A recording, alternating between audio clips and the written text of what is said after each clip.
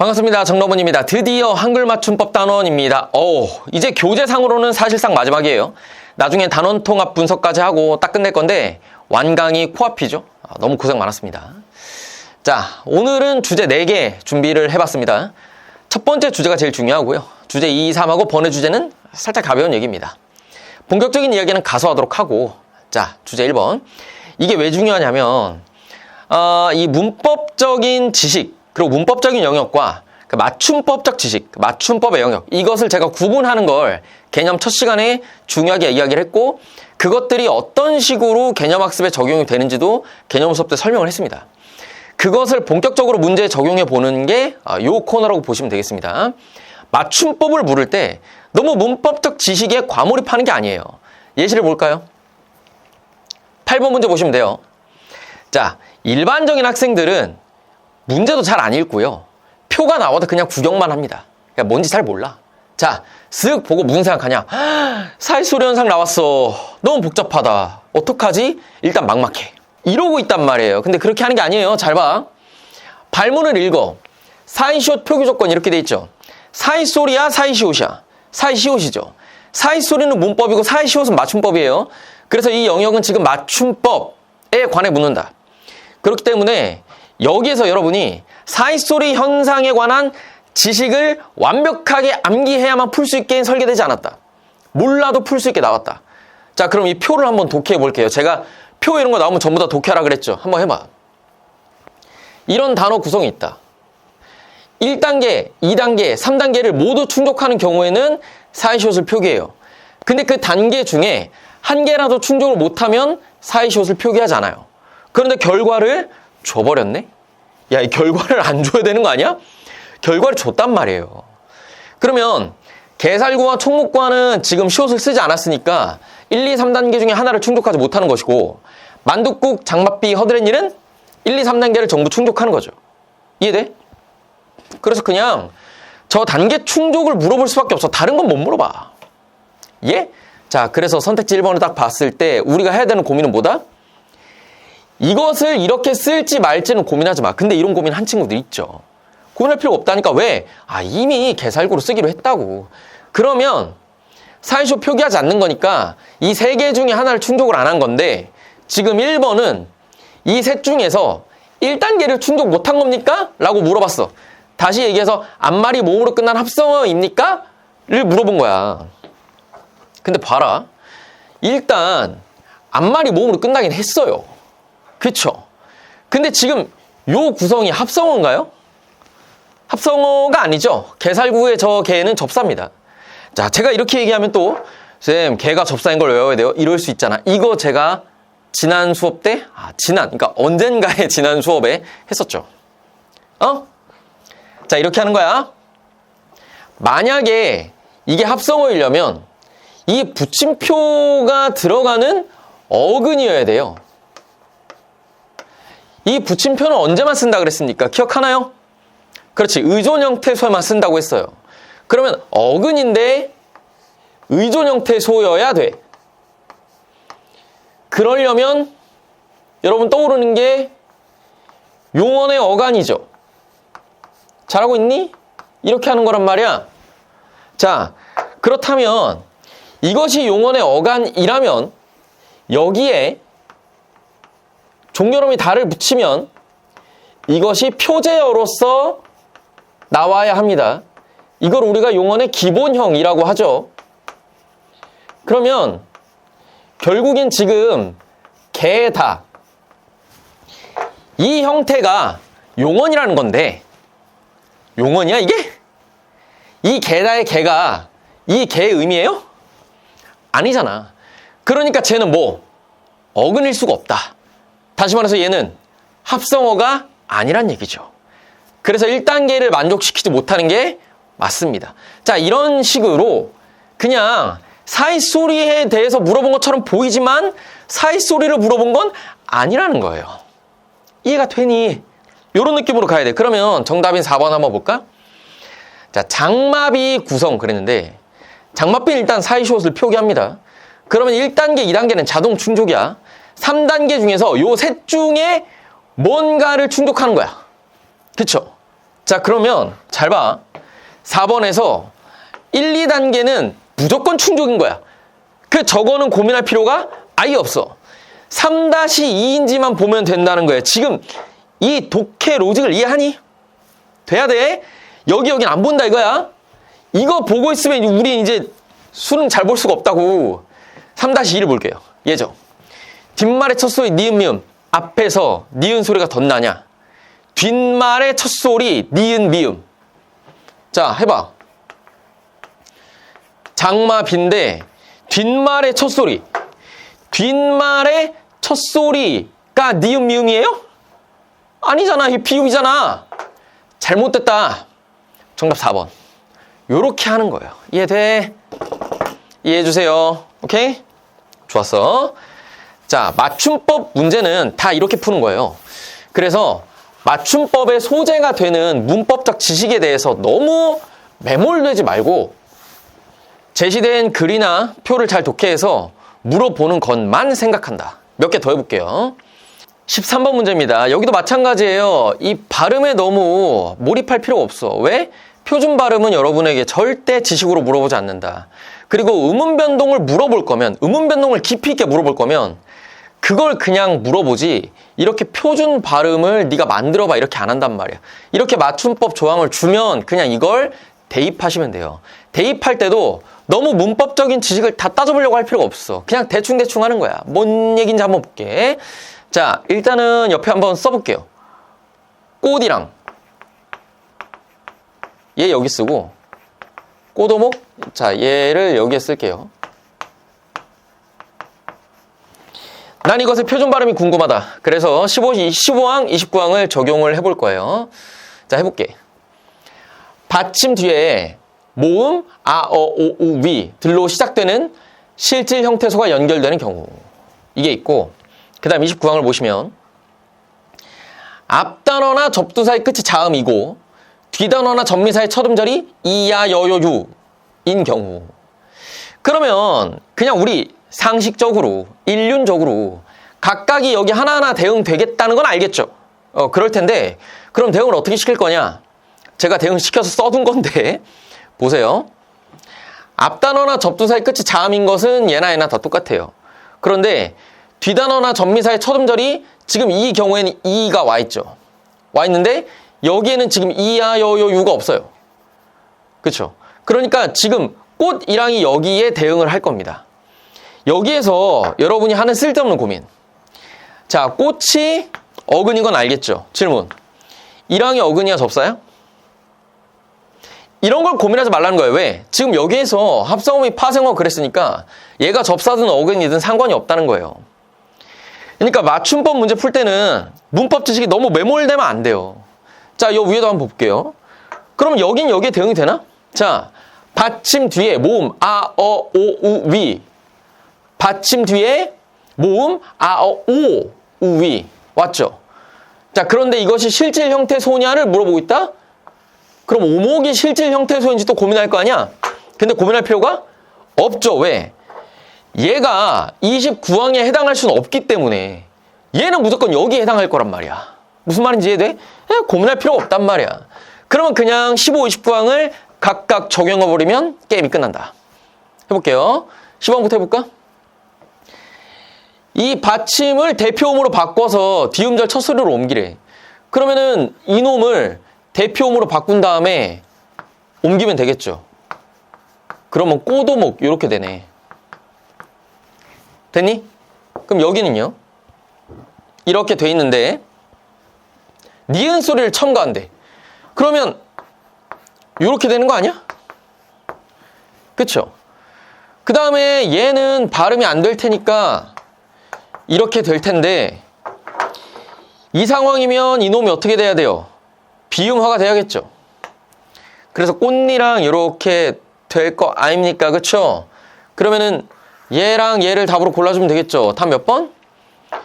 예, 그쵸. 1번을 하면 되겠습니다. 뭐 요런 느낌으로 하는 거야. 안 어렵죠? 그러니까 맞춤법은 과몰입을 안 하는 게 핵심이라는 거지. 14번 한번 볼게요. 자, 이것도 비슷해. 여러분 이거 보면서 어떻게 해야 되지? 뭐 이러고 있잖아. 여기서 여러분이 알아야 되는 건 뭘까? 이 확인사항을 독해할 수 있는 문법 지식이에요. 자, 여기부터 볼게요. 단어와 단어는 띄어 쓴다. 각각의 단어라면 띄어 쓰는 게 원칙인 거야. 그런데 단어는 사전에 표제어로 실린대요. 무슨 말이냐? 띄어 쓴 말들은 각각 표제어로 실릴 수 있다는 거지. 그 다음에 뒤에 볼게. 보조 용어는 띄어쓰을 원칙으로 하되 붙여쓰을 허용한다. 그럼 이게 무슨 말이에요? 띄어쓰이 원칙이라는 것은 보조 용어는 역시 하나의 단어란 얘기예요. 그러니까 표제어로 실립니다. 그런데 붙여 쓰는 것을 허용한다 그랬죠. 원칙은 띄어 쓰는 거니까 보조 용어도 하나의 단어로 보되 우리가 쓸 때 보조 용어도 단어이지만 붙여 쓰는 일도 있다. 뭐 이런 얘기죠. 다음에 여기 아를 아서로 바꿔 쓸 수 있다면 본용어과 본용어의 합이다. 그런데 그렇지 않으면 한 단어거나 본용어 플러스 보조용어이다. 이렇게 돼 있죠. 그러면 그냥 이것을 여기에 대입을 해서 쭉 실어보면 되는데 한번 해볼까? 지금 문제에서 요구한 것은 기역, 니은, 디귿을 적절하게 띄어 쓰란 얘기예요. 그러면 이 각각의 로직에 따라서 띄어 쓰고 말고가 정해질 거야. 그런데 이미 기역, 니은, 디귿은 자리가 정해졌다. 해볼게. 사전에 표제로 실렸나요? 예. 그럼 여기 있는 건 뭐라는 거야? 한 개의 단어란 얘기예요. 이해돼? 이런 독해를 할 수 있어야 된다고. 그럼 얘가 한 개의 단어란 얘기는 여기는 무조건 뭐야? 무조건 붙였어야겠죠. 무조건. 되니? 자, 그 다음에 여기 볼까? 표제어는 아니야. 근데 아를 아서로 바꿔 쓸 수 있대. 자, 바꿔 쓸 수 있다면 뭐예요? 본용어과 본용어이야. 그런데 붙였음을 허용하는 것은 보조용어 뿐이니까 본용어와 본용어는 무조건 뭐예요? 띄어 써야겠죠. 그래서 여기는 두 개의 단어가 들어오는 거죠. 본용어 플러스 본용어이 들어오는 것이고 얘네들은 무조건 띄어야 돼요. 허용 이런 거 없는 거야. 근데 바꿔 쓸 수가 없는데 표제로 실리지도 않았다. 그러면 이놈이 뭐라는 거야? 본용어 플러스 보조용어이라는 거죠. 그게 아니라면 어떤 케이스니? 저기서 이야기하는 것처럼 한 단어인 거죠. 그래서 여기는 붙였을 수도 있고 띄었을 수도 있다. 이렇게 돼. 그러면 결론적으로 이 기억에 들어가야 되는 건 뭐예요? 한 개 단어니까 살아가다는 붙여야 돼요. 살아가다. 이렇게 나와야겠고 자, 니은 바다가다는 어때? 두 개의 단어인 거니까 무조건 띄었어야 돼요. 바다 가다. 이렇게 돼야겠죠. 근데 디귿은 어때? 붙여도 되고 띄어도 돼요. 오케이? 그럼 다음 몇 번? 네, 1번을 하시면 되겠죠. 그러니까 이거는 결국엔 또 표 독해하는 거잖아. 여러분이 이 본용어, 보조용어 띄어쓰기 원칙을 외우고 있어야 하는 게 아니고 살아가다, 바다가다, 닮아가다의 표제어의 뭐랄까 판단? 그런 것도 안 해도 된다는 거예요. 무슨 말인지 이해돼요? 자, 넘어간다. 26번. 여기도 보시면 표준 발음법 이렇게 돼 있죠. 이러면 그냥 과몰입하지 말고 대입하란 말이야. 대입. 오케이? 자, 우리 실제로는 이 된소리되기 경우에는 굉장히 범주가 많죠.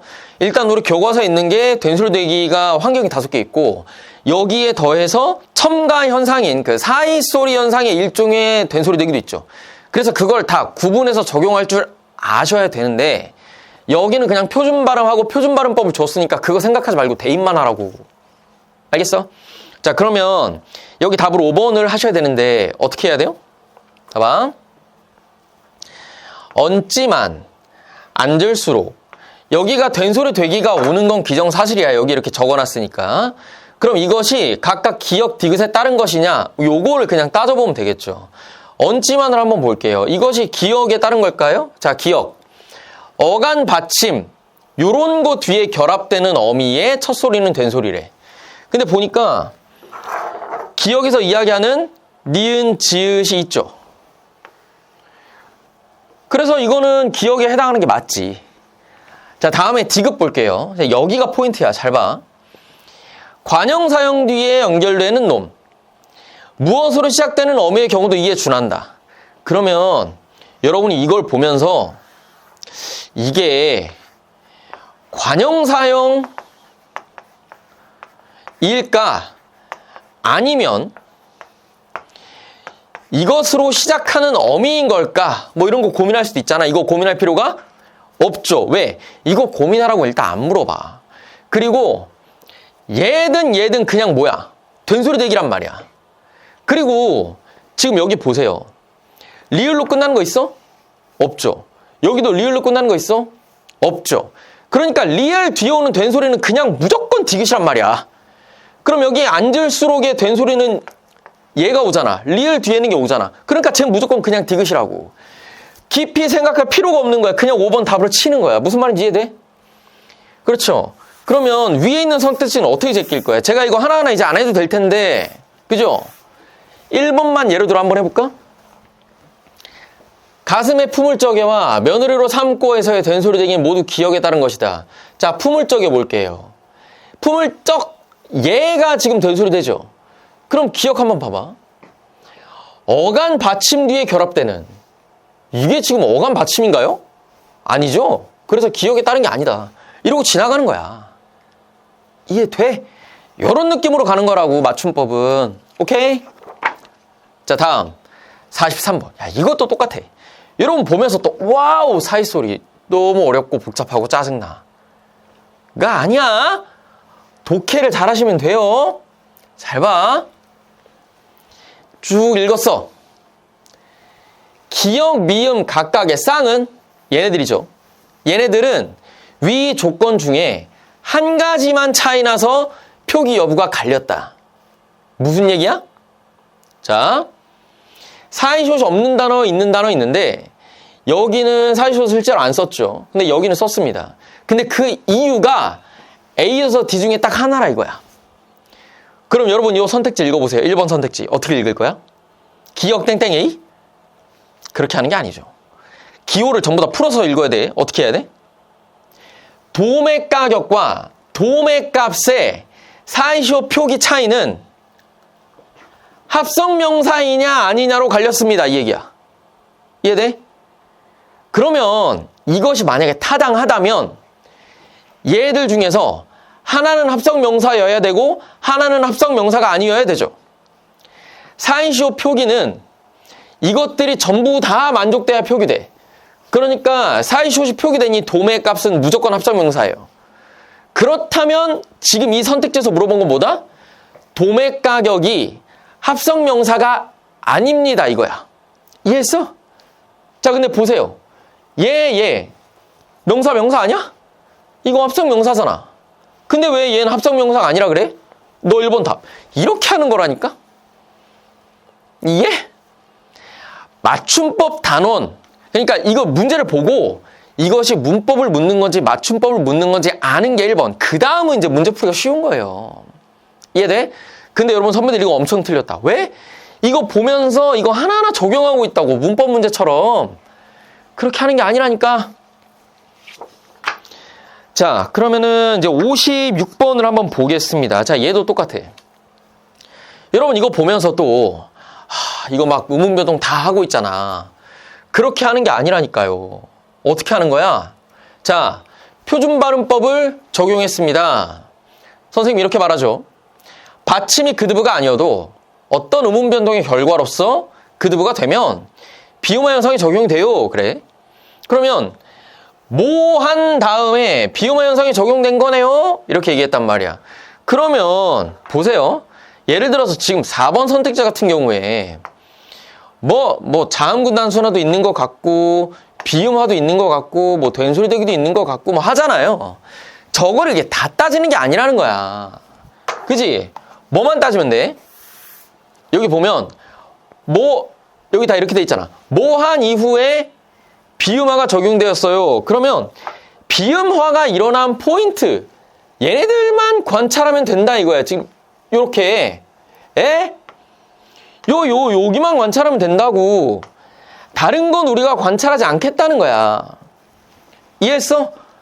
이런 식으로 관찰의 범위를 팍 좁혀야죠. 왜? 이거는 지금 문법 문제가 아니거든요. 맞춤법 문제거든요. 물론 여러분이 이것을 정확하게 이해하려면 문법적 지식을, 그 의문변동 지식을 알아야 되지만 실제 의문변동 정식 문제처럼 과몰입하는 게 아니라는 거죠. 되겠니? 제발 돼야 돼. 여러분이 여기를 극복해야 시간을 많이 줄일 수가 있어요. 그러면 예를 들어서 내가 1번을 딱 봤단 말이야. 비음화가 된 거는 무조건이니까 필요가 없어. 그럼 여기서 여기로 올 때 어떻게 됐니? 일단 이놈이 음절의 끝소리 규칙을 적용을 받겠죠. 그 다음에 비음화가 된 거 아니야? 냐냐? 그러면 여기 자음군단수나 적용됐다는 말이 맞아 틀려? 틀리지. 얘 아니구나. 이렇게 그냥 가는 거야. 그럼 봐. 여기서 여기 비음화들 올 때는 어떻게 됐어요? 그냥 기역에서 이음으로 바로 온 거 아니야? 근데 뭐가 적용된 다음이라 그래? 아니잖아. 근데 여러분 선배들 헷갈려. 뭐가 헷갈려? 이거 그냥 다 보잖아. 지금 우리가 한 것처럼 생각 안 하고 그냥 다 봐. 보면 여기 자음군단수나 있거든. 그럼 또 막 순서 생각하고 난리를 친다고. 근데 저거는 필요 없는 거라니까. 자, 이런 식으로 했다. 그럼 여기 보세요. 어떻게 된 거야? 이놈이 요거 티귿이 일단 디귿으로 되겠죠. 음절의 끝소리 규칙 때문에. 그 다음에 얘가 니은으로 된 거죠. 그러면 이 말 맞는 거잖아. 정답 4번 하시면 된다 이거예요. 됐니? 자, 두 번째 주제 로마자 표기입니다. 로마자 표기 관련해서는 여러분이 이걸 알아야 돼요. 로마자 표기의 의. 도대체 로마자 표기를 왜 만들었냐? 로마자 표기가 뭐예요? 이런 거죠. 그 우리말 표기를 이제 로마자로 표기하는 겁니다. 간단한 얘기인데 저걸 도대체 왜 할까요? 그렇죠. 외국인들 때문에 하는 거예요. 외국인들이 우리나라에 와서 우리말을 몰라도 우리나라 사람들과 소통할 수 있도록 도와주는 거죠. 간판, 표지판 이런 데에다가 이렇게만 써놓으면 읽기 좀 어려울 거 아닙니까? 그래서 특히 이정표 같은 데 보면 다 이런 식으로 쓰여 있죠. 왜? 이런 거 보고 좀 편하게 우리나라 사람들하고 소통하라고. 그런 의미예요. 자, 그렇다면 이 로마자 표기에서 단골 출제 소재로 등장했던 게 뭘까요? 예, 여기서는요 주로 된소리 되기가 출제가 됐습니다. 자, 로마자 표기는요 우리말을 모르는 사람들을 대상으로 합니다. 그렇기 때문에 지금 이걸 어떻게 읽는지 모르는 사람들을 대상으로 해요. 근데 그 사람들이 우리나라 사람들하고 소통하려면 우리나라 사람들하고 발음이 비슷해야겠죠. 근데 이 글자를 본다고 해서 발음을 어떻게 하는지 알 수는 없으니 어떻게 하는 거냐? 이미 우리나라 사람들이 발음하는 형태를 반영하는 거예요. 그러니까 이 글자를 읽을 줄 몰라도 요거 따라 읽으면 대충 우리말하고 소리가 비슷해진 거야. 비슷해지는 거야. 그 비슷해진 소리와 소통하라는 거죠. 이렇게 하는 건데 여기에서 잘 보세요. 지금 여기 찝이라고 돼 있죠. 얘 된소리 된 거잖아요. 근데 지금 여기 보면 된소리 되기가 반영이 된 것 같습니까? 예, 표기에는 반영이 안 됐죠. 왜 안 됐을까? 이유. 자, 이거는 출제하진 않지만 이 이유를 직접 출제하진 않지만 제가 이거 수업은 했어요. 자, 된소리 되기가 왜 일어난다고요? 떠올려. 음성학적 이유에서 일어난다. 물론 다른 이유들도 있지만 기본적으로는 얘가 메인이라 그랬죠. 그래서 저 음성학적인 이유로 일어나는 된소리 되기는 화자들의 선택이 아닙니다. 입안의 압력이 높아진 상태에서 약한 소리를 낼 수 없기 때문에 어쩔 수 없이 세게 소리가 나가는 거예요. 그래서 그냥 이 로마자의 음운을 이렇게 배열해 놓으면 알아서 외국인들도 이걸 읽을 때 된소리로 발음을 합니다. 그렇기 때문에 된소리 되기를 포기해 발음할 필요가 없어요. 뭐 이런 이유거든요. 그 핵심적인 이유는. 그래서 보통 이런 식으로 된소리 되기를 표기에 반영하지 않는다를 주제로 출제를 많이 했습니다. 17번 문제의 정답, 그래서 몇 번 하면 되나요? 네, 5번을 하시면 되겠죠. 된소리 되기를 반영하여 적었어요. 된소리 되기를 반영하지 않았죠. 반영을 안 한 겁니다. 오케이? 자, 나머지는 뭐 다 적절한 거니까 제가 따로 설명하지는 않겠습니다. 자, 다음 45번을 보도록 하겠습니다. 여기에도 보시면은 이런 게 소재로 들어오죠. 자, 삭제에서도 일어나고 로마자 표기에 반영되었다. 그러면 삭제에서 일어나는 음운 변동이 뭐예요? 된소리 되기죠. 그 된소리 되기가 로마자 표기에 반영이 되겠습니까? 안 돼요. 물론 여러분 이걸 지식으로 알아야 되는 건 아니고 이 표를 독해를 하면서 알아내는 건데요. 그냥 이것이 단골 소재로 출제가 되고 그것이 어떤 의미가 있는지 제가 해설을 해드린 거예요. 이거 외에 나머지는 사실 이 영역에서 논리를 설명할 건 없죠. 여러분이 그냥 1대1 대응을 해서 잘 푸시면 됩니다. 그냥 그게 다예요. 이 로마차 표기는 그냥 뭐 맨날 나오는 게 똑같고 그냥 의문변동 대응시키는 거기 때문에 제가 추가적으로 설명할 건 없습니다. 가볍죠? 오케이. 자, 다음에 지식 보충. 자, 요거는 뭘 얘기할 거냐? 요거 좀 얘기를 할게요. 35에서 36번을 보시면 되는데 지금 이 이야기는 어떤 거랑 관련된 거냐면 직접 구성성분 분석이랑 관련이 된 겁니다. 제가 그 문법 개념 수업할 때 이 직접 구성성분 분석이 어떤 의미를 갖는지 이야기했어요. 기억하시나요? 이것을 통해서 우리가 뭐 한다고요? 형태소,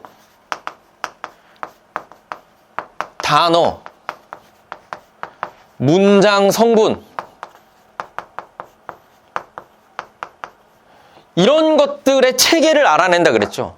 말의 덩어리를 둘씩 계속 쪼개가면서 끝에 나온 최종 결과물을 가지고 이런 결과물을 만들어냈다 얘기했죠. 기억해요? 제가 예문을 그때 뭘로 했었죠? 우리 집 강아지는 꼬리가 길다요. 아무튼 뭐 그런 걸로 했잖아요. 기억하시죠? 기억 안 나면 이거 돌아가서 보셔야 됩니다. 지금 이 제시문에서 그 이야기를 해드리는 거예요. 자, 수능의 제시문들은요, 그냥 아무거나 랜덤하게 대학 과정에 있는 걸 가져오는 게 아닙니다. 교과서에서 특정 내용을 왜 다루는지, 이것을 교과서에서 어떤 스토리로 엮었는지, 그런 비하인드 스토리들을 제시문으로 보통 담아요. 그러니까 여기는 직접 구성 성분 분석을 왜 다루는 건지를 이야기한 제시문이라고 보시면 돼요. 봐요. 여러 형태소로 이루어진 단어, 여러 단어로 이루어진 문장, 구조를 파악하기 어렵다. 민물고기가 합성어인지 파생어인지 판별하기 어렵고요. 긴 문장이 있으면 주어가 뭔지를 파악하기 어렵다. 이런 구조를 파악하기 위한 방법 중에 하나가 직접 구성 요소 분석이다. 이 직접 구성 성분이랑 직접 구성 요소는 혼용해서 쓰는 용어입니다. 그냥 다 똑같은 말이에요. 자, 직접 구성 요소가 뭐냐? 말을 직접 이루는 두 부분. 자, 이것은 의미 기준으로 한다 그랬죠? 자, 민물고기는 여러분 의미를 생각해 보시면 어떤 의미인가요, 이게? 민물에 사는 고기죠. 그래서 민물과 고기의 합으로 보는 거예요. 예를 들어서 이거를 민 플러스 물고기로 본다. 그럼 뭔가 이상하죠. 물고기인데 민이다. 이런 뜻이잖아요. 이거는 뭔가 앞뒤가 안 맞지 않나요? 네. 그래서 이 직접 구성 요소 분석은 의미 중심으로 둘로 쪼개는 거다. 이 얘기 제가 했었죠. 자, 그래서 여기 보시면 두 가지를 고려해야 한다. 이런 얘기 있잖아요. 첫째, 분석되는 말이 실제로 존재해야 된다. 살 얼음을 분석할 건데 이거를 살 플러스 얼음으로 분석해야지 살얼 플러스 음으로 분석하면 둘로 쪼개긴 했어, 구성 요소를. 하지만 저건 타당한 분석이 아니라는 거죠. 왜? 살얼음은 살얼다 플러스 음의 의미 구성이 아니잖아요. 그렇죠? 그러니까 이 얘기를 하는 거야. 직접 구성 요소들하고 전체 구성 의미가 통해야 된다. 벽돌집을 벽 플러스 돌집으로 하면 안 된다니까? 벽돌로 만든 집이란 뜻을 나타내기 위해서 벽돌 플러스 집으로 해야 된다고요. 오케이? 자, 이것이 제가 수업 때 이야기한 내용이고 평가원에서 제시문 만들 때 이런 걸 반영한다는 거. 근데 사실 이미 나올 게 다 나와가지고요. 앞으로 뭐가 나올지 굉장히 궁금합니다. 보통 EBS에서 차용을 하는 것 같긴 한데 그래서 EBS에 있는 거 좀 봐두시면 좋습니다. 그 다음 여기 제가 그 개념 수업 때 얘기를 해드렸을 거예요. 교과서에서 이야기하는 직접 구성 성분 분석은 단어에 대해서만 실시를 하고 있다고 했죠. 그런데 제가 실제로 교과서 설명을 할 때는 그 교과서 스토리 설명할 때는 문장을 갖다 놓고 보여드렸죠. 지금 여기 보시는 것처럼 문장에 대해서도 이 분석을 시행을 하는 겁니다. 원래 이게 정석적 개념이에요. 그래서 문장을 기본적으로 주어부, 서술어부로 나누고 그것들을 또 계속 쪼개나가는 방식으로 가는 거죠. 내 동생은 엄마의 칭찬을 많이 받았다. 이 구조는 내 동생에 관해 서술하는 거니까 내 동생은 으로 일단 쪼갠 다음에 엄마의 칭찬을 많이 받았다로 쪼개는 거죠. 그 다음에 엄마의 칭찬을 많이 받았다는 받은 것이 무엇인가라는 구조이니까 엄마의 칭찬을 이런 것처럼 받은 대상과 그 받은 행위의 양태 이런 식으로 나누는 거예요.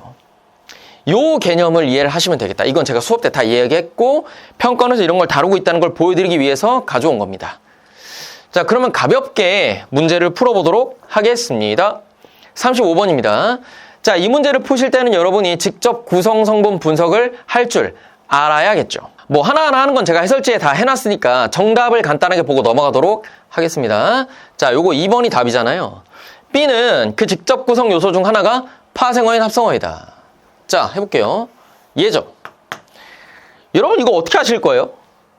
자, 우선은 직접 구성 성분 분석을 해야 되는데 눈과 음이 들어오는 건 알겠죠. 웃이 여기 들어와야 돼, 여기 들어와야 돼. 해봐. 눈 웃다라는 말이 있어? 눈 웃다. 없죠. 이렇게 해야죠. 그죠? 그러면 이게 눈으로 웃는다 이런 뜻 아닙니까? 그러면 직접 구성 요소가 눈과 웃음인데 지금 요 웃음은 어때요? 2번 얘기처럼 파생어죠. 왜? 웃다의 어근에 음이라는 접사가 붙어버린 거잖아요. 그러니까 파생어가 되겠죠. 정답은 2번 하시면 되겠다. 뭐 이런 논리인 거죠.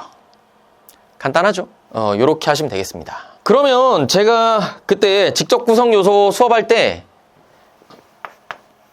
겹겹이로 예시 들어서 설명해 드렸는데 지금 여기 있는 게 그에 해당하는 거죠. 자, 집집이를 쪼갤 거야. 그러면 집 플러스 집 2로 쪼개는 사람은 없죠. 집 플러스 2로 쪼개는 거지. 이렇게 되면 이쪽에 있는 게 일단 어근이 들어있잖아. 자, 여기에 어근이 있어 없어? 없죠. 없고 여긴 접사만 있단 말이야. 이런 식으로 직접 구성 요소 분석은 둘로 쪼갠 다음에 그 한쪽에 어근이 있나 없나를 보고 파생어인지 합성어인지 판단한다 그랬죠. 비록 저 집집이라는 것이 어근과 접사의 합이지만, 그렇죠. 어근 두 개의 접사 합이죠. G 플러스 G 플러스 2잖아. 그렇죠. 이렇게 돼 있지만 우리가 이걸 합성어라고 하지 않는다. 왜? 직접 구성 요소 분석을 해보면 이 단어는 어근의 의미를 갖는 말 덩어리에 접사 의미를 갖는 말이 붙어서 만들어진 거니까 집집에서 파생된 말로 봐야 된다. 이 개념인 거야. 이해했죠? 이렇게 합니다. 다음은 36번입니다. 36번? 자, 이거는 문장에 대해서 직접 구성 요소 분석을 하는 겁니다. 이거 너무 쉬워. 정답 2번이잖아요. 자, 니은을 분석해봐. 의미. 어떻게 할 거예요? 소포가 도착했다고 들었다. 뭐야? 어떠한 말을 들었다. 이렇게 되는 거잖아요. 그러니까 이렇게 끊어야겠죠. 근데 지금 2번은 뭐 엉뚱하게 끊었잖아. 정답 2번 하시면 되겠다. 됐죠? 이것은 그냥 의미를 잘 두 덩어리로 나누면 되는 한국인 테스트입니다. 정리하자면 이 문제는 직접 구성 요소 분석에 대한 지식 보충을 위해서 가져온 겁니다. 꼭 공부해서 여러분 걸로 만들어 두시기 바랍니다. 앞에 개념 수업까지 참고하세요. 자, 다음에 49번입니다.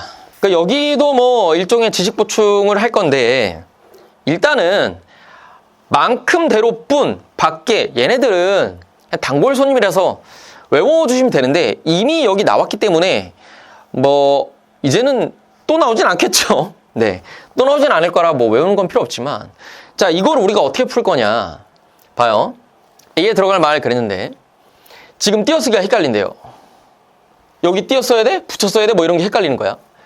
근데 선생님이 뭐라 그랬냐면 야, 단어는 띄어쓰는 건데 조사는 비록 단어지만 예외적으로 앞말에 붙여 쓰는 거야. 그러면 뭘 붙이고 뭘 띄울까? 자, 기본적으로 조사는 붙이는 거예요.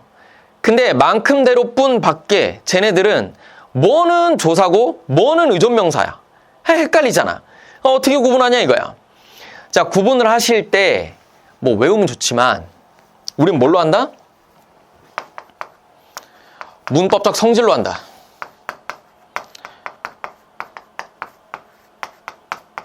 자, 조사는 뭐에 붙어요? 체언에 붙어요. 그 다음에 의존명사는요. 의존명사는 어디에 들러붙는 게 아니라 관형어와 함께 쓰이죠. 관형어와 세트를 구성합니다. 그쵸?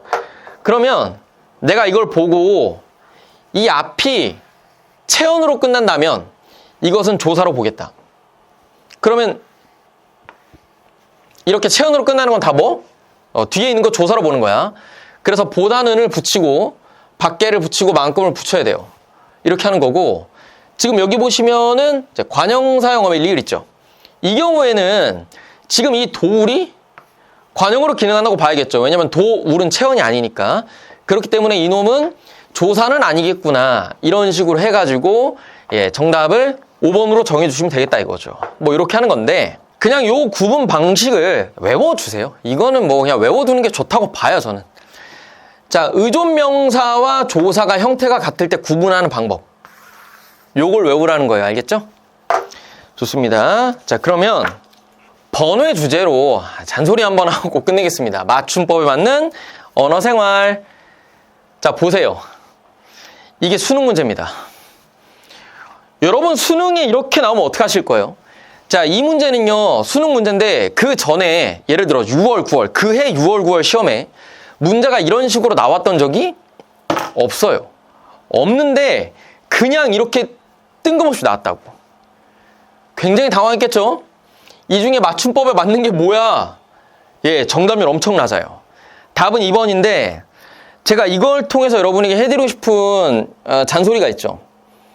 자, 저것을 확률 100으로 대처할 수 있는 방법이 있을까요? 없죠. 없어요. 왜냐하면 어떤 것이 맞춤법에 맞나요를 물어볼 때 그 낼 수 있는 단어가 사실상 무한되기 때문에 여러분이 아나운서 시험 준비하는 것도 아니고 저것을 완벽하게 알 수 있는 방법이 없죠. 그래서 할 수 있는 유일한 방법은 뭐냐면 지금부터 언어 생활을 맞춤법에 맞게 하려고 노력하는 거예요. 채팅을 치다가 뭐 안 하실 거 아는데 그래도 한번 해봅니다. 잔소리. 채팅을 치다가 혹시라도 어떻게 표기하는지가 조금 헷갈리면 찾아보라는 거야. 네이버 맞춤법 검사기 돌려서 어떤 식으로 표기하는 건지 찾아보라고. 너무 잔소리 같아요? 아, 그래도 아니 진짜 홍몰이야. 물론 이게 요즘 메타는 아니야. 근데 홍몰, 우리 홍몰 정신으로 공부해야 되니까 혹시 몰라 이런 게 출제가 된 적이 있으니까 올해도 안 될 거란 보장은 없다고. 수능은 항상 여러분의 뒤통수를 칠 준비가 돼 있다. 오케이? 자, 이거 27번. 야, 이거는 여러분 그거 알죠? 요거랑 요거 구분하는 거 알죠? 지금 그거야. 그건데 설명은 지금 여기 돼 있어. 그러니까 저 설명을 그냥 이해하시면 되는데 야, 우리 그냥 양심적으로 이거는 할 줄 알아야 돼요. 자, 제가 약간의 잔소리를 좀 해드리겠습니다. 이게 영상 강의라서 이런 얘기를 하는 게 굉장히 어색한데 그래도 한번 해볼게요. 여러분이 지금까지는 뭔가 사람으로서의 종합적인 평가를 받아요. 그러니까 대학에 가기 전까지는. 근데 대학에 가신 이후에 여러분이 맞닥뜨리게 될 여러 가지 기회의 관문 속에서 첫 단계, 그 통과 관문의 첫 단계는 대부분이 글이에요. 자, 예를 들어 볼게요. 여러분이 동아리 입단 신청을 하고 싶어. 그러면 보통 뭐 해야 되냐면 자기소개서를 써야 됩니다. 네, 글이죠. 여러분이 대학에서 장학금 신청을 하고 싶어. 성적이 안 되지만 이런저런 글발로 받을 수 있는 장학금들이 있다. 그러면 그 장학금 어떻게 신청해야 돼요? 장학금 신청서 써야 되는데 그게 무슨 뭐 기본 정보 입력하는 게 아닙니다. 글을 써야 돼요. 다 글이죠. 대학에서 과제하는 거, 논문 써서 졸업하는 거 전부 다 글입니다. 여러분이 취업하기 위해서 내야 되는 자기소개서, 글이죠. 그 다음에 기타 여러분이 보아야 되는 시험들 중에서 글 써야 되는 거 많습니다. 심지어 여러분 지금 논술도 글이에요. 그리고 만약에 여러분이 사업을 하고 싶어. 그럼 투자 받아야 될 거 아닙니까? 사업 기획서, 기획안, 글 써야 됩니다. 그냥 웬만하면 여러분은 다 첫 관문에 다 글이 있다고 보시면 돼요. 물론 지금 이 영상을 보시는 분들 중에서 예를 들어서 예체능적인 탤런트가 굉장히 충분해서 그런 것들을 통해서 진로를 개척한다 그러면 그건 좀 예외예요. 그런데 그게 아닌 삶을 사는 경우에는 여러분이 어떤 방식의 삶을 살든 간에 첫 번째 그 기회를 받는 관문 속에 다 글이 있다고. 근데 거기에서 이거 틀렸다? 저라면 기회 안 줘요. 저라면. 근데 저만 그럴까요? 아니죠. 모든 조건이 같다면 이거 지키는 사람한테 기회가 가겠죠. 당연한 겁니다. 맞춤법을 지키는 게 저는 일상에선 그렇게 중요하지 않다고 생각해요. 그런데 기회의 관문을 통과하는 자리에서는 여러분의 교양 수준을 보여줄 수 있는 중요한 지표가 됩니다. 왠진 몰라. 그냥 사회가 그런 거야. 알겠니? 그래서 이건 구분하자. 헷갈리면 이제 팁을 드릴게요. 그냥 요거 문제는 알아서 푸시면 되는데 헷갈리면 이 자리에 하를 넣어보고 이 자리에 해를 넣어보시면 돼요. 그래서 말이 되는 쪽으로 넣어주시면 됩니다. 되하, 되해. 이게 각각 대응하는 거예요. 근데 사람들이 얘는 안 헷갈리죠. 근데 얘는 헷갈려요. 왜 헷갈릴까요? 헷갈리게 된 이유는 요놈과 요놈의 발음을 사실상 구분하지 않기 때문이죠. 원래는 이게 단모음이니까 얘랑 얘랑은 발음이 완전히 달라서 사실은 구별이 되는 게 맞았는데 현대로 들어오면서 뭐 사실 그때도 현대였지만 어쨌든 현대라는 게 지금 시점을 얘기하는 거잖아요. 현대에서는 지금 얘랑 얘랑 발음이 같아서 사람들이 이거를 많이 헷갈린다. 그러니까 비슷한 걸로 뭐 쇠 헷갈리고 배 헷갈리고 뭐 이런 거 아니야. 그죠? 그럼 이런 것들 전부 다 그냥 요 공식에 맞춰서 대입을 해보시면 됩니다. 오케이? 자, 맞춤법 단원이니까 뭐 이런 얘기도 한번 해봤습니다. 자, 여기까지 해서 기본적으로는 단원별 기출분석은 마무리가 됐습니다. 너무 고생 많으셨고요. 다음 시간에 단원 통합 기출분석 제가 스토리 입혀서 한번 해드리고 종강하도록 하겠습니다.